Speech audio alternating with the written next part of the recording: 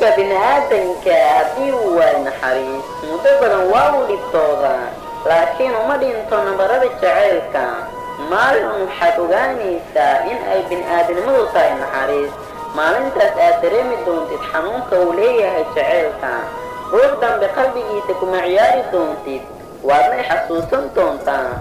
ku noolow maanta farxadda ilintayda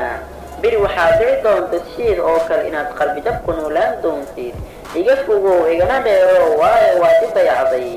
waqtigaan kuu baahnaa sidii biyihii oo kale waan ku haraagsan jiray adigani waad i haraagsan weysay oo waxaad dayacday qalbigayga ku xusuusan maayo mar dambe waayo nolosheeda oo dhan waad baabi'isay jacaylkan kuu qabay wuxuu isku beddelay naceeb adduunka inta joogto adig ayaan kuu necbahay